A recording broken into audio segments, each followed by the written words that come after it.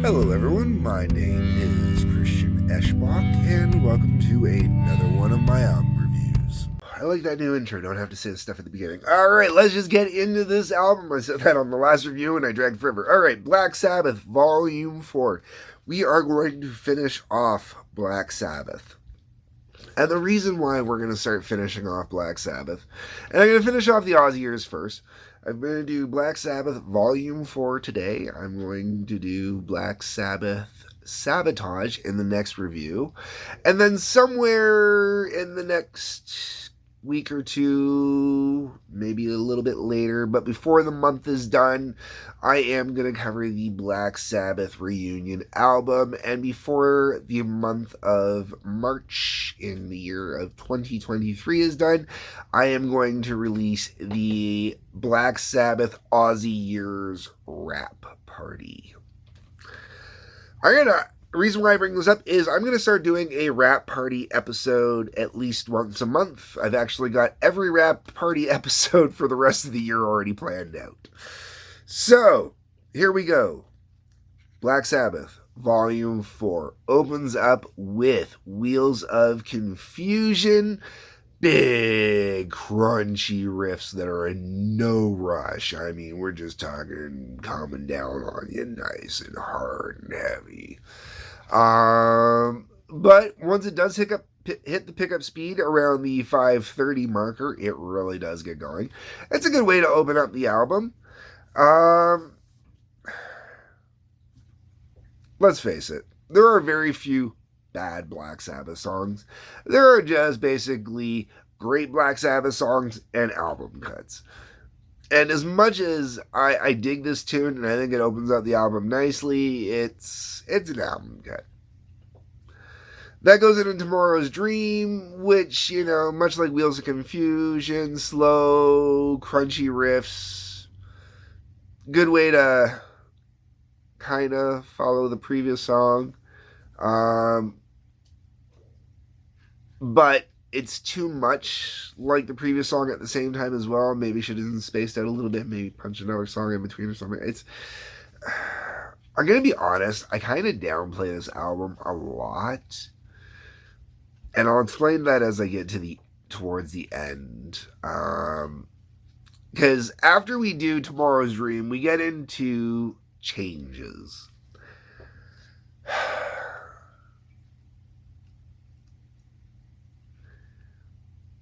I have mixed feelings about this song. I really do. I appreciate the sentimentality of Changes. I appreciate the concept of Changes. I really do enjoy the song. But this is not what I want to fucking hear from Black Sabbath. I'm sorry. It is not. Like, Black Sabbath can do a slow song. But this one just feels so awkward in a Black Sabbath catalog. Like, in an Ozzy catalog, sure, but in a Sabbath catalog, not so much. Then you get FX. Letters F and X, alright?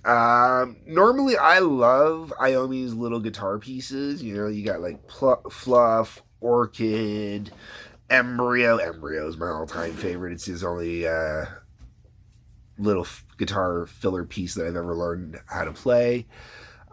This one isn't bad in the sense that it's kind of a cool little exploration in sound and effects, but it's not really that great either.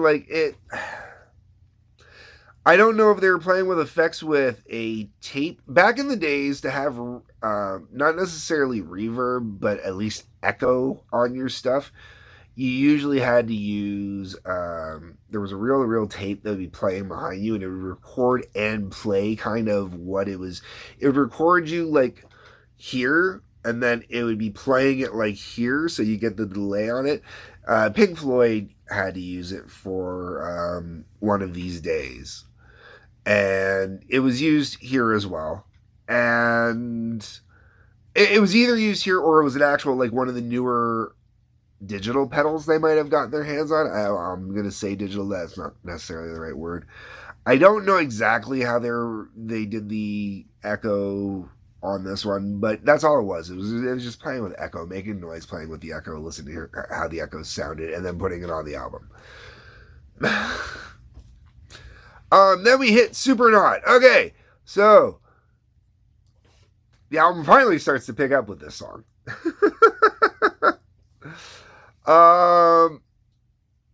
Sadly, though, I was actually never a fan of this song so much. It's got some wicked cool riffs and hooks, but it's one of those songs I was never overly into, and I don't have a good reason for it. You know, some songs you're into, some songs you're not, right?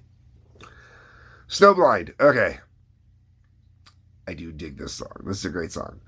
I have talked about the white powder, and that is a subject matter for music I've discussed on a couple occasions. In my experience, I don't feel that this song accurately represents the drug. However, I still love this song, especially while I'm walking through a winter snowstorm. I am talking a real one, not a drug reference here. I actually like. I'm one of those people that, you know, you get a good snow going out there, especially if it's the big, giant, fluffy flakes that are coming down. Even when they're coming down like fast and hard, I will be that guy that's out there just having a nice, chilled walk in it, having a good time. And I do. This is a great song. I'm gonna be honest. It's one of the best songs on this album. Cornucopia is a great album cut, but that's about where I am with that one. Laguna Sunrise. Okay, so this is an instrumental piece. This one, there's a greatest hits album out there I did not cover called "We Sold Our Souls for Rock and Roll." The reason I didn't cover "We Sold Our Souls for Rock and Roll" is, yes, it was an official Black Sabbath greatest hits release that was done, but it did not include the Technical Ecstasy or the Never Say Die album. It was released while they thought Ozzy was gone, I think, or the label or something. I don't know exactly how the Never Say Die album worked out, but it definitely is not worth covering as a greatest hits album. Not even like as it, it was classified as official catalog.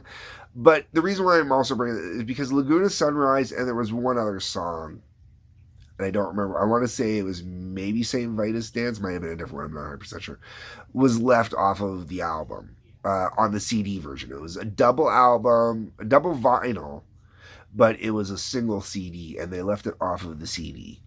So that kind of really sucked that way. And then, and it really sucks for Laguna Sunrise because 2 minutes and 45 seconds, it's one of the longer kind of instrumental pieces. The only other one I can think of off the top of my head that's in this equal length would be Rat Salad off of Paranoid. And this one's just an absolute joy to listen to. It's pretty. Definitely much more classical sounding. The strings behind it definitely add extra flair to the guitar parts. And that's what it is. It's mainly more of a focus on the guitar. And it's wonderful. It's fantastic. I absolutely love it. And if you've never listened to Laguna Sunrise, I really highly recommend that you check it out. Probably one of the few songs off this album as well that I would definitely put onto collections or mixes. Then we get to St. Vitus Dance. I absolutely love this one. It's fast, it's heavy. It sounds like Stalking Wild Prey and has this great little guitar fill after like every kind of little section in it. Because it'd be you can just hear the freaking boots coming down on this one, man. Like the head banging. This is Rammstein. Lil would be going like that, and then you just got this at the tail end of it. You get this.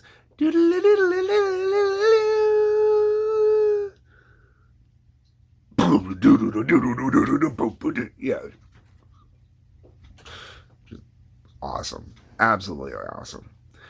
And then the album finishes with Under the Sun. This one is just big and heavy. Great track. Maybe not necessarily the album closer to me.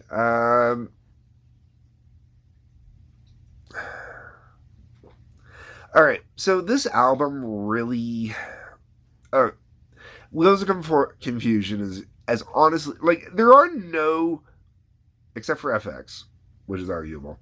There are no bad songs on this album. It just degrees of how much you honestly like it. Like there, even if I took songs off here and said, okay, this is like like some of the worst representation of Black Sabbath, people are gonna be like,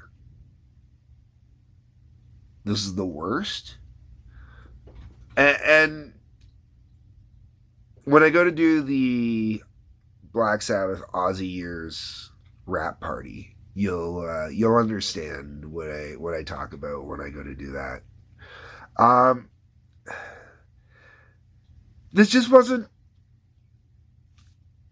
a great album to me. Like it's not bad, but is it Paranoid? Definitely not. Is it Masters of Reality? No. To be honest, on replay value for me, this one has great tracks I would pull off of it. Not often that this one's going to end up in the CD player. It just really isn't. And it's just because there are just some songs that are not. These are not the songs you were looking for. All right. With that, I'm going to leave this one there.